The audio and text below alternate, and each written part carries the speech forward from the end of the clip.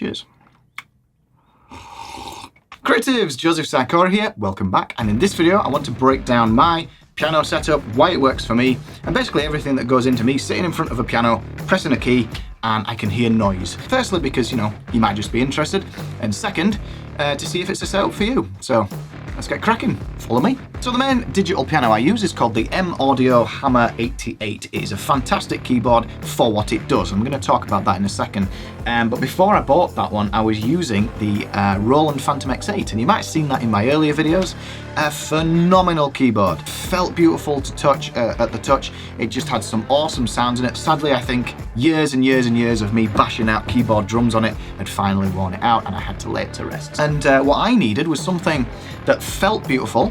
All right, I wanted to keep that kind of realism under my fingers. So I found this M-Audio Hammer 88, and it's not what you might think of as a digital piano. So it doesn't have any sounds in it at all. It's just, think of it as just a glorified MIDI controller. Its main purpose and what you're spending your money on for this keyboard is the feel. Okay, that's all it does. It just feels beautiful to play. So the keyboard here is connected to the computer via USB, and on my computer I use, to generate the actual sound, a sample library, which is called a sample library, called East West Quantum Leap Pianos. And I use the Platinum version. It sounds absolutely incredible. I remember when I first got this, I sat down at the piano, and I tell you, it was so inspirational. I just played so many different ideas, loads of little patterns came out, and it just facilitated a beautiful sense of flow. I could just play. You can of course explore other sounds. There are just hundreds and thousands of these sample libraries out there, so you can explore them, choose which one you want. I settled on the East West one because it's just really nice. But I think Hans Zimmer is in collaboration with some company. I'll stick it up on the screen, but that looks really interesting as well. I haven't tried it myself. After that, there's two more main components to this. Now bear in mind, I'm not going to include the computer or a hard drive in this, because I'm assuming you have that. The other two main components are the sound card and the speakers. For the sound card, I use the Universal Audio Apollo Twin Duo. And this is a professional grade sound card. It sounds absolutely incredible.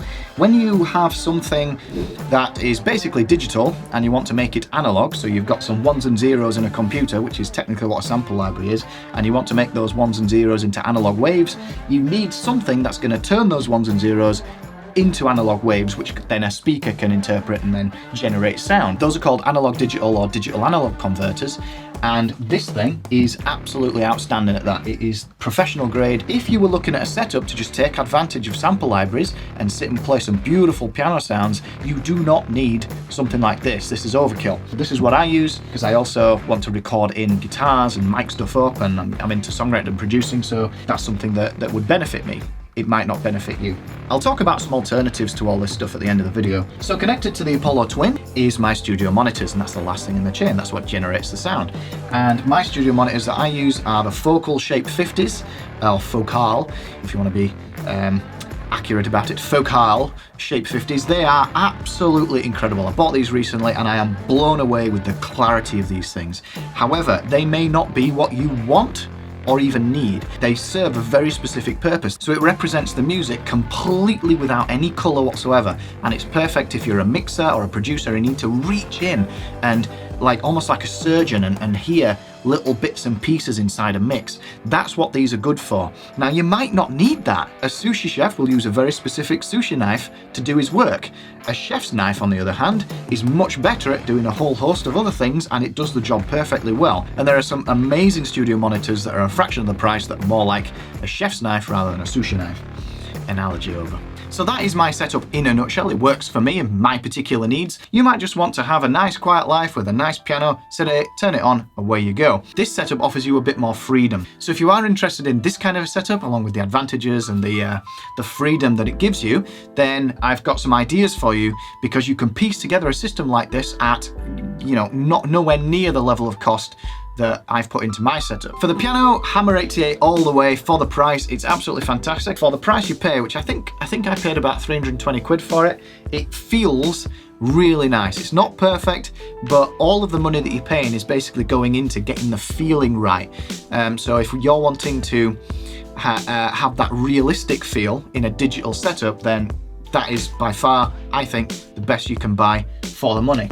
So I'd stick with that. Looking at sample libraries, I use East West Platinum pianos. You know, the whole world is open to you when it comes to sample libraries now, so you don't even need to go with that. But you could, if you wanted the similar sound to what I use, you can go for the gold version. So instead of the platinum version, which is $400, you can go for the gold version, which is saving $100.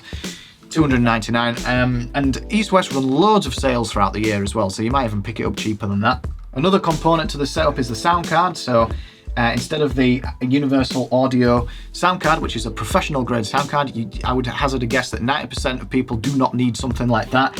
This is fantastic, the Focusrite Scarlett 2i2. I used it for years. Unless you are a trained audiophile, you will not tell the difference. It's amazing for the price, so that's a really good alternative.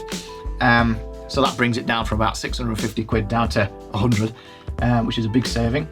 Monitors. So the focal shapes that I use, I got these cost about 850 quid, something like that. You don't need to spend that much. You might not want them anyway. You might want monitors that have a bit more color about them, and you can push a bit louder and you get a bit more bass out of them. And some of the cheaper monitors are really good at that. So I'm not going to pretend to be a monitor expert. You can just do some research yourself, but you can definitely pick them up for a decent price. You know, couple of £100.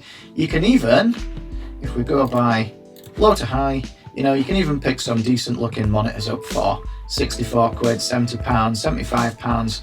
You know, I have no idea what these are like, but they'll do the job, yeah? And they'll sound much better. Even at this price, they'll sound much better than the tinny little speakers you get in a digital piano. So realistically, for me, if I wanted this same setup, the benefits of this setup at a lower price, Hammer 88, Scarlett 2i2 for the sound card, East West Gold for the sample library, and a decent set of monitors at maybe about 100 quid, something like that. And you've got a pretty decent setup there for not much more than about £500 or £600, something like that, maybe about $700-800. So what you need to do then is just weigh up that cost in the equivalent digital piano and whether or not the advantages of this kind of a setup is worth it to you. So I really hope you found that interesting, guys. It's just an example of this kind of setup and what I personally use and how I get my piano sounds in the YouTube videos. I'm curious, are there others out there with this kind of a setup? I mean, what do you use? Do you think I can improve my setup? What would you change about my setup?